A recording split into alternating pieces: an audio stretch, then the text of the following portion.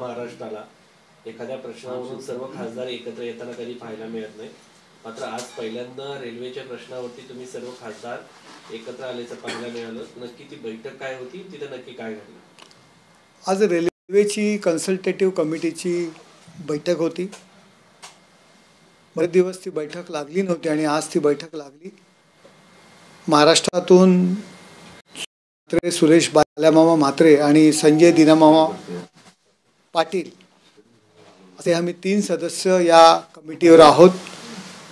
देशभरातून 15 खासदार या कमिटीवर आहेत आणि अश्विनी वैष्णव जे रेल्वे मंत्री हे त्या कमिटीचे चेअरमन आहेत आणि दोन्ही राज्यमंत्री सुद्धा त्या कमिटीचा भाग आहेत.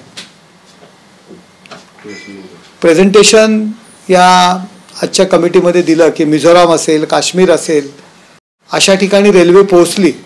अतिशय खडतर भागात, डोंगराळ भागात रेल्वे पोहोचली आणि हे सत्य आहे की रेल्वेचं जाळं जे विस्तारत आहे अश्विनी वैष्णव यांच्या नेतृत्वाखाली खूप चांगलं काम, खूप चांगलं डेव्हलपमेंट या रेल्वेमध्ये होते.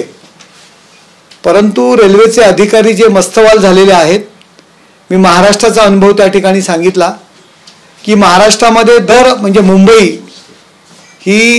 मुंबई रेल्वे ही महाराष्ट्राचा कणा आहे, मुंबईची जान आहे. करोडो प्रवासी रोजच्याला त्या रेल्वेमधून प्रवास करत असतात. माझ्या ठाण्यामधून जवळजवळ 10 ते 15 लाख प्रवासी एका दिवशी एका स्टेशनवरनं जात असतात. दर 6 महिन्यांनी DRM आणि GM ची बदली होत असते. कोण कुठल्या तरी भागातनं UP बिहारमधून ते बंगालमधून ते अधिकारी येतात, स्थिरावतात, तोपर्यंत त्यांची पुन्हा बदली होते. ऑफिसमधून बाहेर पडत स्टेशन नाहीत आणि त्यामुळे प्रवाशांना ज्या सुविधा द्यायला पाहिजेत, प्रवाशांच्या सुविधांकडे लक्ष द्यायला पाहिजे, त्याकडे ते लक्ष देत नाहीत. खासदार म्हणून त्या ठिकाणी लोक, नागरिक, प्रवासी खासदारांच्या नावाने शिमगा करत असतात, परंतु खासदारांशी सुद्धा संवाद साधण्याचं काम ते अधिकारी करत नाहीत. त्यांना योग्य ती समज द्यावी. मध्यंतरीच्या मुंबईच्या महाराष्ट्राच्या बैठकीमध्ये प्रत्येक खासदाराला एक समन्वयक रेल्वेचा अधिकारी म्हणून द्यावा अशा पद्धतीने मी भांडून मागणी केली होती. माझ्यासोबत वर्षाताई गायकवाड सुद्धा या मागणी करण्याकरता सोबत. मला फक्त सेंट्रल रेल्वेकडे अधिकारी दिला गेला प्रत्येक खासदाराला, परंतु त्यांनी कधीही कुठल्या खासदारांशी संपर्क साधला नाही. वेस्टर्न रेल्वे असेल, हार्बर असेल, परंतु कोणीही खासदारांना समन्वयक दिला नाही आहे आणि त्यामुळे लोकांच्या रोषाला खासदारांना जबाबदार धरलं जातं. शिव्यांची लाखोली लोक खासदारांना खावी लागते आणि याकरता अश्विनी वैष्णव यांच्या बैठकीत हा मुद्दा मांडला की आपण खूप चांगलं काम करताय, परंतु दैनंदिन प्रवाशांच्या संदर्भात जी काळजी घ्यायला पाहिजे, ज्या सेवा सुविधा द्यायला पाहिजे, स्वच्छ पाणी, स्वच्छ शौचालय, स्वच्छ स्टेशन, एक्सेलेटर चालू असणारी शेड्स प्लॅटफॉर्मवर, याकडे दुर्लक्ष हे अधिकारी करतात. त्यांना तुम्ही योग्य निर्देश द्या, योग्य अशी त्यांना समज द्या आणि हे मुद्दे त्या ठिकाणी, आणि हेच मुद्दे सर्व देशातील खासदारांनी सुद्धा आमचे हे मुद्दे उचलून धरले. संजय दीना पाटील असतील, बाल्यामामा म्हात्रे असतील, सगळ्यांनी मला साथ दिली. त्यांनी सुद्धा त्या ठिकाणी आपले मुद्दे मांडले. आम्ही आपापल्या मतदारसंघातले सुद्धा मुद्दे मांडले, परंतु प्रामुख्याने हा जो मुद्दा आहे DRM आणि GM जे येतात बाहेरून त्यांना योग्य अशी समज दिली पाहिजे. त्यांना ऑफिसमधून बाहेर पडावं लागणार आहे आणि ती समज रेल्वे मंत्र्यांनी द्यावी, हा मुद्दा आम्ही मांडला आणि त्यांनी रेल्वे मंत्र्यांनी सुद्धा ह्या गोष्टी मान्य केल्या आणि तुम्हाला यापुढे रिझल्ट दिसेल अशा पद्धतीत रेल्वे मंत्र्यांनी त्याचं उत्तर दिलं. सर, तुम्ही कोणत्या डेडलाईन या अल्टिमेटम दिलाय का टाइमलाईनचं? कारण की तुम्ही जे फिक्स मांडले ते खूप बेसिक आणि इम्पॉर्टंट आहेत. प्रत्येक मुंबईकर, प्रत्येक महाराष्ट्राचा माणूस जेव्हा ट्रेनने ट्रॅव्हल करतो तेव्हा जे अशा सगळ्या गोष्टी लागतात आणि बरोबरच ज्या डेथ होत्या लोकल ट्रेन्स म्हणा किंवा दुसऱ्या ट्रेन्समुळे जे डेथ होत आहेत त्या, तो पण एक मुद्दा होता का महत्त्वाचा? हे बघा, सगळेच सुरक्षा असेल त्यांच्यामध्ये समन्वय नसतो. जे सुरक्षा अधिकारी, स्टेशन मास्तर यांच्यामध्ये योग्य असा समन्वय नसतो, योग्य ज्या काही गोष्टी, ज्या काही त्रुटी असतात त्या त्रुटी पोचवल्या जात नाहीत. DRM GM त्याच्यावरती ॲक्शन घेत नाहीत. अशा बऱ्याच गोष्टी आहेत. जो मध्यंतरी मुंब्र्यामध्ये कळव्यामध्ये जो काही अपघात झाला, आता कारणं काही काढू द्या, परंतु जर त्यांच्यामध्ये समन्वय असता तर हे अशा पद्धतीचे अपघात झाले नसते, असं माझं ठाम मत आहे. त्यामुळे हा प्रशासकीय कारभार आहे, याच्यावरती चाप आणला गेला पाहिजे, त्यांना कामाला लावले गेले पाहिजेत. लोकलला दरवाजे बसवण्यासंदर्भामध्ये निर्णय झाला होता, त्याची प्रक्रिया काही त्याच्यासंदर्भात चर्चा झाली का? त्याची काही विहित त्याला मुदत देण्यात आली? रेल्वेच्या सुधारणा संदर्भात खूप चांगलं काम रेल्वे मंत्रालयाकडनं होतं आहे. बऱ्याचशा गोष्टीचं त्या ठिकाणी सादरीकरण झालं. या संदर्भात सुद्धा लवकरात लवकर मुंबईच्या समस्यांसंदर्भात अश्विनीजी वैष्णव यांनी बैठक लावण्याचं आम्हाला सांगितलेलं आहे. लवकरच मी ती बैठक लावतो आणि हे सर्व प्रश्न मार्गी लावतो, हे सुद्धा त्यावेळी त्यांनी सांगितलेलं आहे. सर, दुसरा राजकीय प्रश्न विचारतोय. तुम्ही असं किती म्हणत असले की नेक आणि महायुती एक, असं जरी तुम्ही वारंवार सांगत असले तरी अनेक ठिकाणी मात्र तुम्ही एक दिसत नाहीयेत. ज्या आता निवडणुका सुरू आहेत तिथं हे बघा, कार्यकर्त्यांच्या निवडणुका आहेत. दिवस रात्र कार्यकर्ते काम करत असतात, त्यांना त्या त्या विभागात संधी पाहिजे असते. छोट्या निवडणुका आहेत, त्यामुळे जर छोट्या काय कुरबुऱ्या असतील, मला असं वाटतं ज्या दिवशी इलेक्शनचा रिझल्ट आहे 3 तारखेला आता नगरपालिकेचा, त्या दिवशी या संपलेल्या असतील.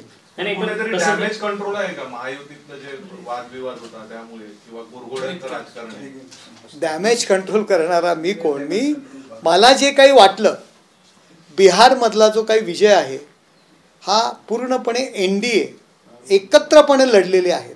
अजित पवार नव्हते, म्हणजे अजित पवारचा पक्ष मी त्या ठिकाणी काहीतरी वेगळा लढला, परंतु जे बिहारमधले युतीतील घटक आहेत ते प्रत्येक मी 55 लढतोय, मी 40 लढतो असं सांगत नव्हते. ते पूर्णपणे एकूण आकडा त्या ठिकाणी सांगत होते. एकमेकांमध्ये जे काही कॉर्डिनेशन होतं आणि त्या कॉर्डिनेशनचा विजय असं मला वाटलं. मी जे काही ॲनालिसिस केलं राजकारणी म्हणून, जो काही अभ्यास केला, आणि त्यामध्ये अमितभाई शाह यांनी केलेलं योग्य असं नियोजन हे फार महत्त्वाचं आहे. आणि त्याच्या धर्तीवरती सर्व लोकशाही आघाडीतील म्हणजे आमच्या महायुतीतील NDAमधील सर्व घटक पक्ष एकमेकांना समजून एकमेकांमध्ये चांगलं कॉर्डिनेशन ठेवून ती निवडणूक लढले. त्याचा हा विजय आहे. हेच ते जे काय अवलोकन आहे ते मी त्या वर्तमानपत्रात केलेलं आहे. तुम्ही म्हणताय अवलोकन केलेलं आहे, आम्ही सगळे एक आहोत, 3 तारखेला तुम्हाला सगळे एक दिसू, हे तुम्ही किती वारंवार सांगितलं जात असलं तरी तुम्हाला भाजपकडनं जो त्रास दिला जातोय, खास करून थेटच नाव घेऊन बोलायचं झालं तर निलेश राणे तुमच्या पक्षाचे नेते आहेत, आमदार आहेत, त्यांनी नाव घेऊन भाजपच्या खासदार प्रदेशाध्यक्षांवरती थेटपणे निशाणा साधलाय, त्रास देत आहेत म्हणतात. बघा, त्या ठिकाणचे ते प्रॉब्लेम्स आहेत. लोकल लेवलचे जे विषय आहेत, नेते मंडळी एकत्र बसतील आणि ते विषय संपून टाकतील. नाही, पण प्रदेशाध्यक्षांकडूनच का सगळ्यांना त्रास देतो लोकल असं म्हणतात? नेते मंडळी जे काही युतीचे नेते आहेत, माननीय देवेंद्रजी आहेत, एकनाथ शिंदे साहेब, अजितदादा आहेत, एकत्र बसतील आणि विशेष जे काही छोट्या मोठ्या कुरबुरे असतील ते विषय संपून टाकतील. भाजपकडनं तुम्हाला किंवा खास करून तुमच्या नेत्यांना स्थानिक लेवलवरती त्रास दिला जात नाही असं म्हणायचं का? किंवा तुम्हाला बघा, मी नगरपालिकेच्या निवडणुका आहेत, जिल्हा परिषदेच्या निवडणुका आहेत, नंतर येणाऱ्या महानगरपालिकेच्या निवडणुका आहेत.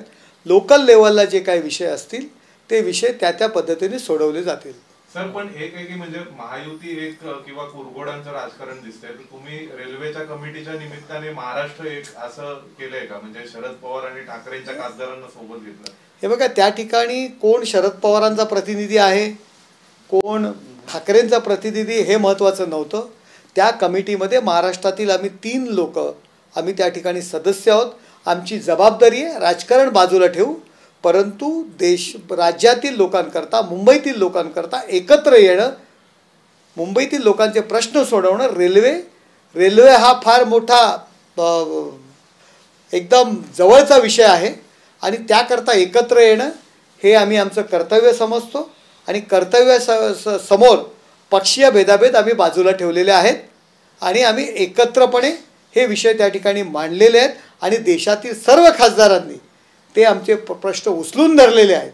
ओरिसाच्या बिजू जनता दलाच्या खासदार ज्या महिला खासदार आहेत तर त्यांनी अगदी उठून त्यांनी वाहवा केली मुंगठा जे आमचे हैदराबादचे खासदार आहेत त्यांनीसुद्धा त्या प्रश्न उचलून धरले. प्रत्येक खासदारांनी, सत्ताधारी असेल विरोधक असेल, सगळ्यांनी आम्ही मांडलेल्या भूमिकेला पाठिंबा दिला, कारण सगळीकडे लोकांचे प्रश्न तेच आहेत. सर एक वेगळा प्रश्न आहे, साधारणपणे रुग्णालय असो किंवा वेगवेगळ्या ठिकाणी सीसीटीव्ही फुटेज कॅच केले जातात.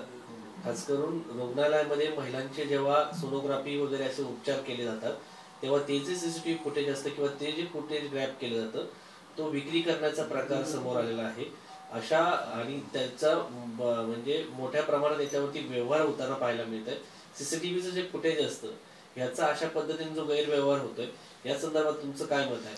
अशा पद्धतीने जे सीसीटीव्ही फुटेजचा जो कोण गैरवापर करत असेल त्याला कठोर शिक्षा देणं गरजेचं आहे. त्या हॉस्पिटलवरती कठोर कारवाई करणे गरजेचं आहे. जबाबदार असणाऱ्या जे लोक त्या ठिकाणी जबाबदार आहेत त्यांच्यावरती योग्य ती कारवाई, आणि ती अशी रेंगाळणारी कारवाई नको, तात्काळ कारवाई करणं गरजेचं आहे. सर तुम्ही आज इथे आलायत, पण मागच्या एका आठवड्यात एक आपला महाराष्ट्राचा मुलगा शौर्य पाटील त्याचं आत्महत्या प्रकरण जो आहे खूप मोठ्या प्रमाणावर जे आहे बाहेर आलंय, आणि जे त्याच्याबरोबर झालंय सुसाईड नोटमध्ये त्याने टीचर्सचं वगैरे नाव दिलंय.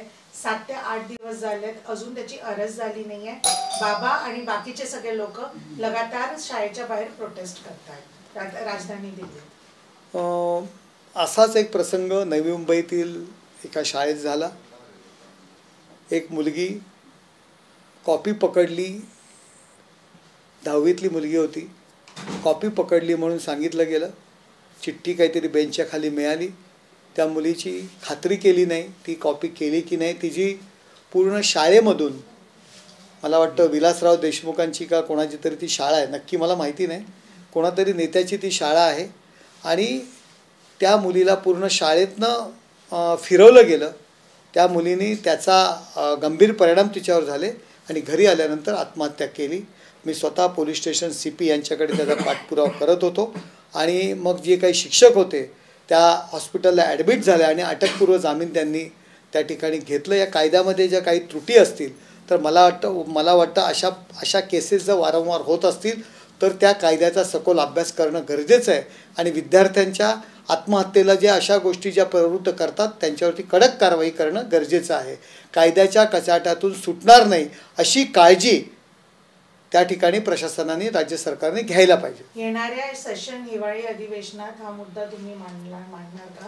कारण की इथे महाराष्ट्र नक्कीच संधी मिळाली आणि विरोधकांनी जर अधिवेशन चालून दिलं तर नक्कीच हे महाराष्ट्राचे मुद्दे आम्ही त्या ठिकाणी मांडू.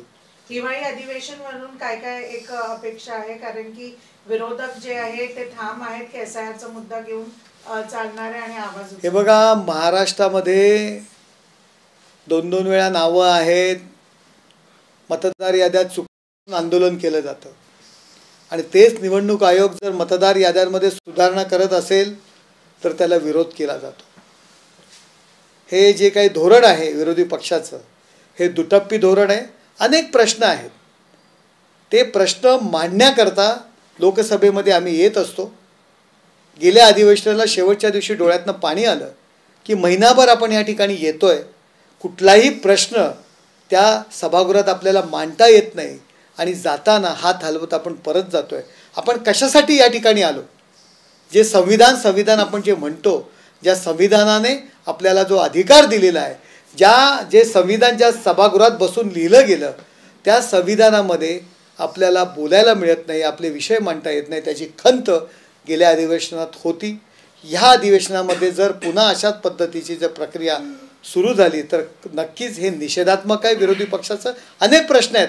महाराष्ट्रातला सध्याचा ज्वलंत प्रश्न जो आहे तो बिबट्या, नरभक्षक बिबट्या, हा विषय मी मांडण्याचा प्रयत्न करणार आहे. पुणे असेल, बीड असेल, मराठवाडा असेल, त्या ठिकाणी संध्याकाळी आपण भर दिवसासुद्धा एखादी स्त्री, एखादी लहान मुलं फिरू शकत नाहीत. बिबट्याचा असं प्रचंड दहशत त्या ठिकाणी पसरलेली आहे. भर दिवसा लहान मुलांना उचलून तो बिबट्या घेऊन जातोय, आणि आपण वन्यजीव संरक्षक कायदा ह्या नावाखाली आपण त्या बिबट्यांवरती काहीही ना त्यांना मारू शकत ना त्यांची नसबंदी करू शकत. त्यांची जी संख्या वाढलेली आहे आणि याविषयी मला स्वतः त्या ठिकाणी आवाज उठवायचा आहे. संधी मिळाली तर नक्कीच मनुष्य महत्त्वाचा का भूतदया प्राणीदया महत्त्वाची हा विषय मला त्या ठिकाणी मांडायचा आहे की मनुष्याला तुम्ही महत्त्व देता का या सो कॉल्ड स्वतःला प्राणीप्रेमी म्हणणाऱ्यांना तुम्ही महत्त्व देता. हा विषय कुठेतरी पुन्हा एकदा या देशात चर्चेला जायला पाहिजे असं मला वाटतं आणि तो विषय मांडण्याचा मी प्रयत्न करणार आहे. मुंबई महानगरपालिका निवडणुकीमध्ये ठाकरे बंधू एकत्र आले इथपर्यंत सुरू होतं. आता आता काँग्रेसला सोबत घेण्यासाठी प्रयत्न सुरू झालेत असं माहिती मिळतं. हे बघा, कोण कुणाबरोबर जात आहे, कोण कुणाला बरोबर घेत आहे, नांदाव सौख्य भरे असं मला एवढंच म्हणायचं. संजय राऊत लवकरच मैदानात येणार, ते पण एक तलवार घेऊन असं उद्धव ठाकरे बोलतात. भेट घेऊन आले संजय राऊतांची. म्हणजे पुन्हा म्हणजे त्यांची तब्येत ठीक नाही आहे तरीसुद्धा यांच्या फायद्याकरता तलवार घेऊन येणार म्हणतायत. केवळ स्वार्थ उद्धव ठाकरे यांच्याकडे राहिलेला आहे. त्यांना योग्य असं आरोग्य लाभो, आराम करा, थोडी स्वतःची काळजी घ्या असा सल्ला देण्यापेक्षा तलवार घ्या, बाहेर या, ही जे त्यांचा जो काही सल्ला आहे, नमस्कार आहे त्यांना. तुम्हाला काय वाटतं म्हणजे ठाकरे बंधू एकत्र गेल्यानंतर ते काँग्रेस सोबत जात आहेत. एरवी अगोदर शिवसेना पक्षप्रमुख उद्धव ठाकरे हे काँग्रेस सोबत गेले म्हणून तुम्ही साथ सोडली. आता मनसे पण सोबत गेली तर मनसे सैनिक काँग्रेस सोबत गेल्यानंतर एकत्र येऊ द्या आणि मग त्याच्यानंतर आमच्या प्रतिक्रिया ऐका ना. आधी एकत्र तर येऊ द्या. तुमचा जो रवींद्र चव्हाण सोबत वाद होता तो वाद संपला का? कोणाचा वाद होता? त्यांनी म्हटलं होतं की कोणाचा वाद होता? काल जसं रवींद्र चव्हाणांनी म्हटलं की काही नेत्यांनी अधिकाऱ्यांना जवळ घेऊन मतदार याद्या तयार केलेल्या आहेत, त्याचा रोख हा एकनाथ शिंदेकडे होता. हे बघा, असं तुम्ही, मला नाही वाटत मी काही त्यांनी कुठे काय म्हटलेलं ऐकलं नाही आहे. मतदार याद्यांमध्ये सगळीकडे चुका आहेत. मी स्वतः त्याचा अभ्यास करतो आहे. निवडणूक आयोगाने ज्या काही मतदार याद्या आणि हे वर्षानुवर्षाचं आहे. ज्यांनी निवडणुका लढल्या आहेत, जे ग्राउंडवर काम करतात, त्यांना या गोष्टी नवीन नाही आहेत. आत्ताही मतदार याद्यांमध्ये काही चुका असतील. यादी जे काय फोडलेले असतात नगरपालिकेच्या, जी काय बॉर्डर असते, अर्धा भाग या विधानसभेच्या मतदारसंघ यादीमध्ये एका यादीत असतो, अर्धा भाग दुसऱ्या यादीत असतो. एकच यादी असते विधानसभेला, परंतु महानगरपालिका आणि नगरपालिका बॉर्डर अशा पद्धतीने होते की त्या व्यवस्थित फोडाव्या लागतात. काम करणारी लोक कोण असतात? महानगरपालिकेचे, नगरपालिके, जिल्हा परिषद हीच मंडळी असतात. चुका या करतात. पण हे सरकारचा काय दोष आहे? वर्षानुवर्ष या ज्या चुका आहेत. राहुल गांधींचं म्हणणं असेल की अहो, राहुल गांधी ज्यावेळी देशावर काँग्रेसचं सत्ता होती, काँग्रेसची सरकार होतं, तेव्हा 20 वर्षापूर्वी माझं नाव 5 वेळा मतदारसंघात मतदार यादीत होतं. मग तेव्हा कोणाला दोष द्यायचा? मी माझं उदाहरण सांगतो. अनेक अशी नावं आहेत की त्या ठिकाणी राहत नाहीत. आता मुंब्रा आमदार आहे जितेंद्र आव्हाड राष्ट्रवादीचे. 1.5 लाख मतदार एकाच वेळी एका विधानसभेत वाढतात. मग कोणाला दोष द्यायचा? मुंब्र्यामध्ये 1.5 लाख मतदार वाढतात. कुणाला दोष द्यायचा? सत्तेला दोष द्यायचा? करणारे कोण असतात? अधिकारी, शिक्षक, ते त्या महापालिकेचे लिपिक, ही मंडळी असतात. सरकारचा त्याच्यामध्ये काय दोष आहे? त्याकरता आपण मतदार यादी पाहणं गरजेचं असतं. मतदार यादी प्रारूप जेव्हा प्रसिद्ध होते तेव्हा त्या याद्या चेक करणं गरजेचं असतं. ज्या पक्षाचे कार्यकर्ते ज्या पक्षाकडे आहेत ते कधीच बोंबाबोंब करणार नाहीत. ज्यांच्याकडे कार्यकर्ते नाही आहेत ते लोक बोंबाबोंब करतात. प्रारूप ज्यावेळी प्रसिद्ध होते त्याच्यावरती ऑब्जेक्शन घेतलं जात नाही आणि मग ती अंतिम यादी म्हणून येते. ज्याच्याकडे कार्यकर्ते आहेत तो ह्या सगळ्या टीका करणार नाही. आणि शिवसेनेने काय बोलावं? शिवसेनेने म्हणजे उभाटानी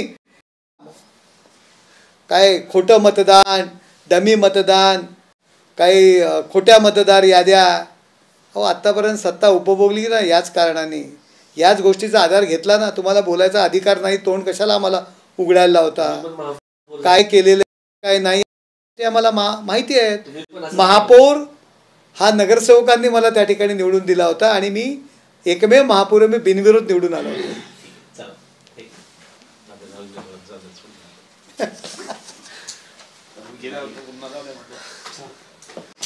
सर, 4:10 झालंय, आम्हाला थोडा वेळ द्यावा. फाईट कमी आहे तुम्हाला? 6 हा. JP भाई म्हणून मी तुमची 3 वाजल्यापासून